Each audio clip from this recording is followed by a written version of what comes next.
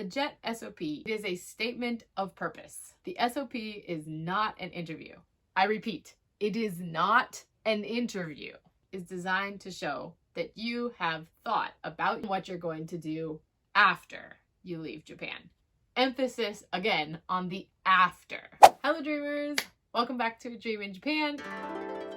If you're just joining me today, hello, hajimemashite, my name is Adria, and today we have another installation of my JET program series.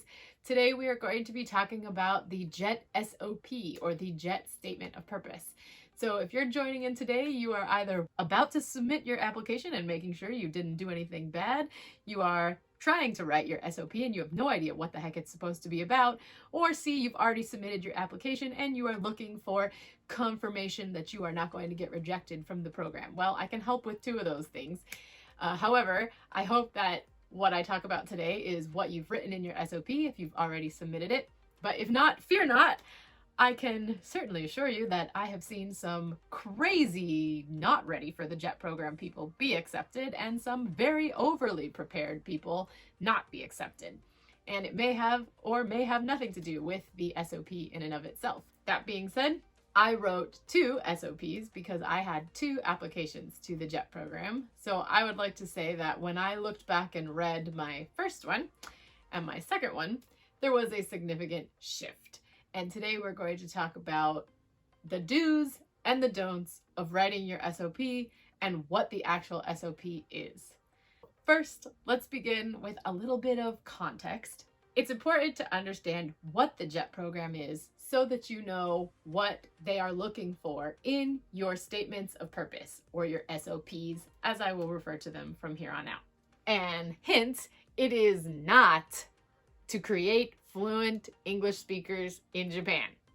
Zoom out. To help you understand what the JET program is, my friend, who would like to be referred to as the crazy anarchist bear hunting Alaskan, and I have drafted a description of what the JET program is at its core, with a little hint of what they look like on the exterior. I'm gonna read directly because it's very wordy. So here you go. Outwardly, the JET program claims to have pedagogical advancement to Japanese students at its core. But in reality, this program exists to improve the image of Japan abroad and create evangelists who will spread the gospel of Japan in their own countries. Okay, so absorb that. Japan wants you to go home, talk about how great Japan was, and come back. That's the goal. The JET program is run by 3 Japanese government branches. One is the Education Office, obviously. It is a teaching program, right? It's also run by the offices of Internal and Foreign Affairs. The Foreign Affairs Office also happens to oversee this program that we will refer to as the Cool Japan program. And it's kind of a cultural diplomacy program. The Foreign Affairs Office recognizes that the JET program can definitely contribute to this Cool Japan image. The people who are accepted into the JET program are people that seem like they will advance in life and make powerful connections in their home country, and that those connections may benefit Japan in some way. The strength of the JET alumni program, if you've researched this, is proof and evidence of this type of thinking.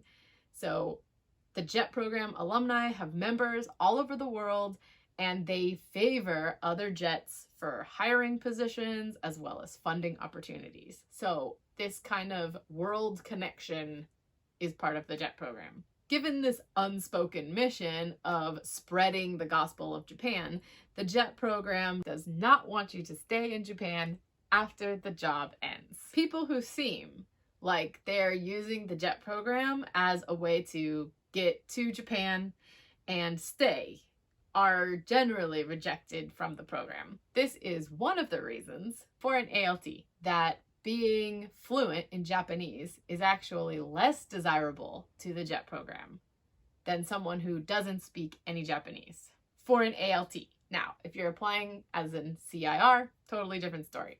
Why? Because the fluent person has a greater chance of wanting to find future employment in Japan after their stay on the program, and has a smaller chance of returning to their home country, which again is the secret goal of the JET program. Okay, so to sum up what the JET program is, they are a program with the ulterior motive coming from the Japanese government that they actually want you to go home to your home country after spending some time in Japan and tell everybody how wonderful Japan is, and create more tourism, create more people coming to Japan.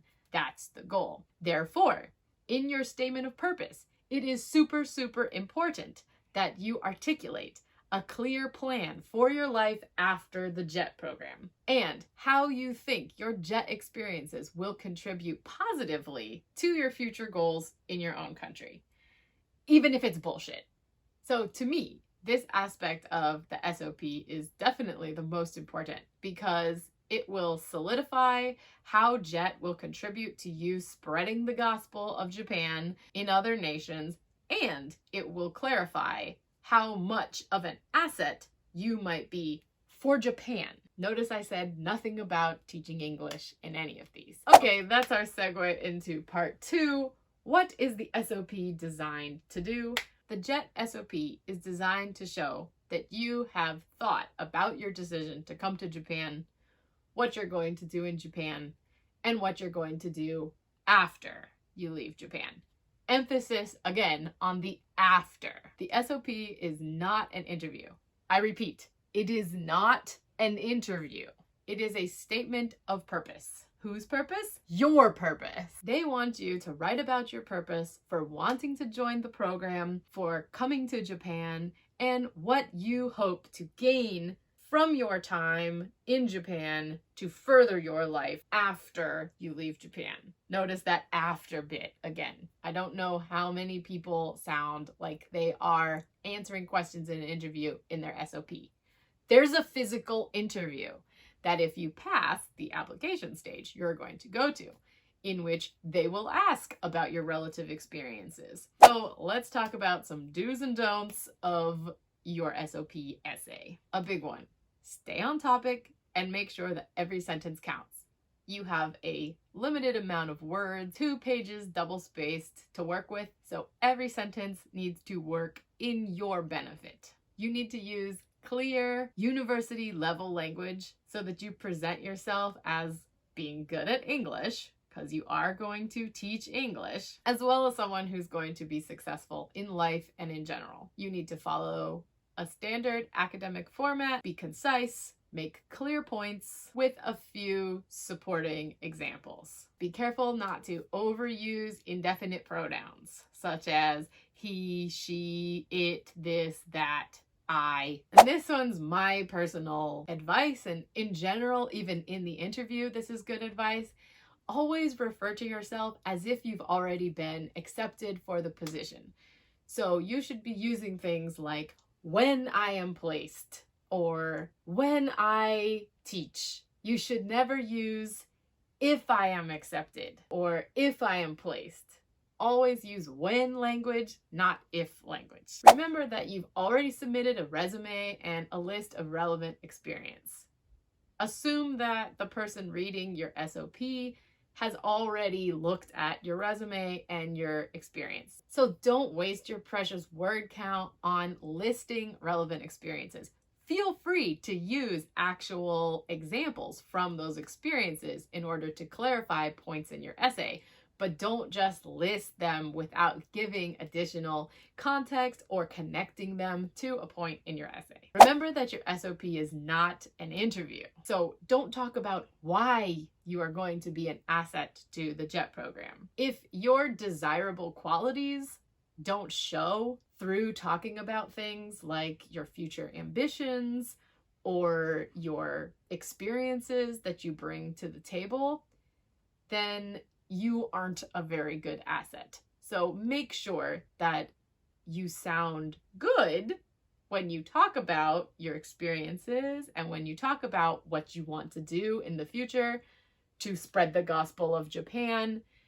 Make sure that those are desirable things. Don't talk about, I'm going to be such a good teacher because I love children, and don't talk about my love for anime will make me relatable to students, those are not assets. If you have relevant teaching experience, such as teaching a foreign language in your home country or tutoring kids when you are in your home country, great.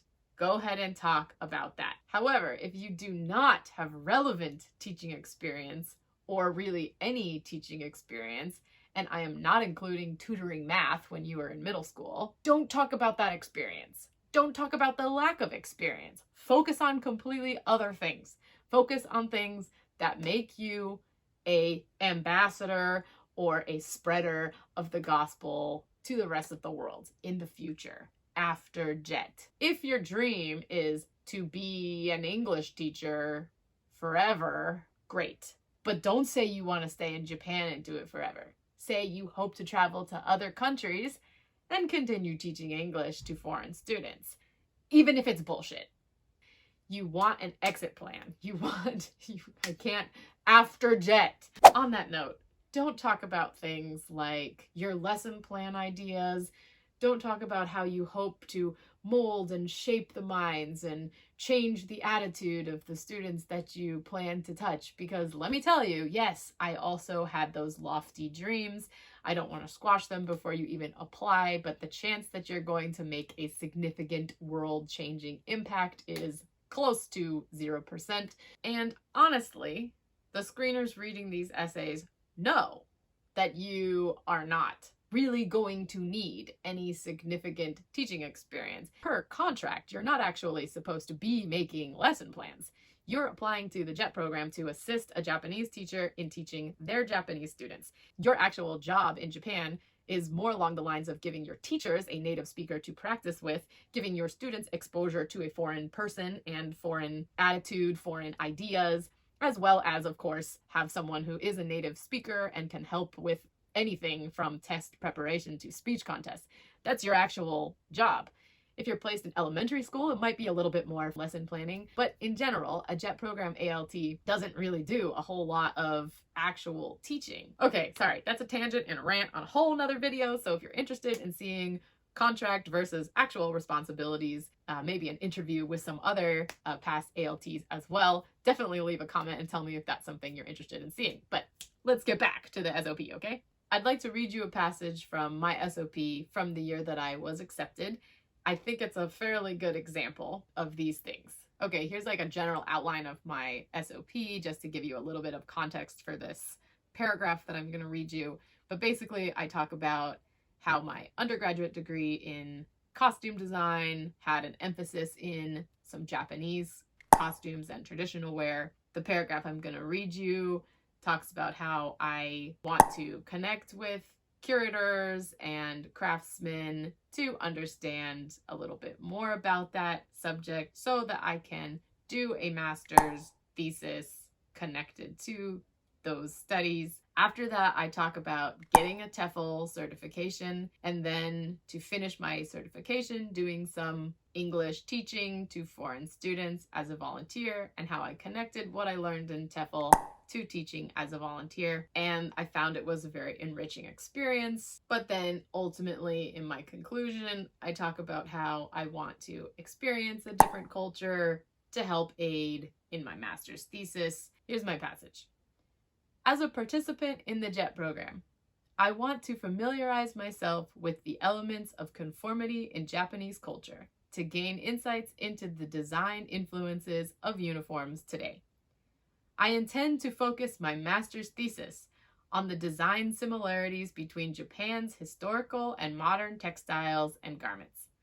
I hope to connect with curators and master craftsmen in Japan who can provide invaluable intellectual exchanges that will allow my research and artistic creations to reach across borders in my future career. Okay, was it wordy? Yes. Does it prove that I can use the English language? Yes. Does it talk about my exit strategy? Yes, twice. My exit strategy is my master's thesis, and I say to reach across borders in my future career, saying that I am doing something else after this program. This is not going to be my life. I also mentioned that I hope to connect with curators and master craftsmen in Japan. So that proves that I want to get out into the community, meet some people outside of the JET program. I'm not going to sit in my room and watch anime all day, and I'm not going to try to get married and have kids and stay in Japan. Joke's on them. I did not, however, plan to get married and stay in Japan forever, but that did happen. Like I said earlier, it doesn't matter what you actually say as long as you A, have an exit strategy and a plan, B, have thought about what you're going to do in Japan, which I said in this, and C, it doesn't matter if it's bullshit. So as long as you hit on the points that they want to see, that's the purpose of your SOP. Okay, so I hope that that little rant on what your SOP really should be has helped you in some way. I hope that it's given you some points and a little bit more clearly given you a direction for your SOP. All right, dreamers, I hope that this has helped you. And thank you so much for watching my channel. Thank you for subscribing. Thank you for giving a thumbs up. And please leave a comment, leave a like. Thanks for checking out my JET content. Definitely check out my other JET videos in the JET series. And keep dreaming, dreamers.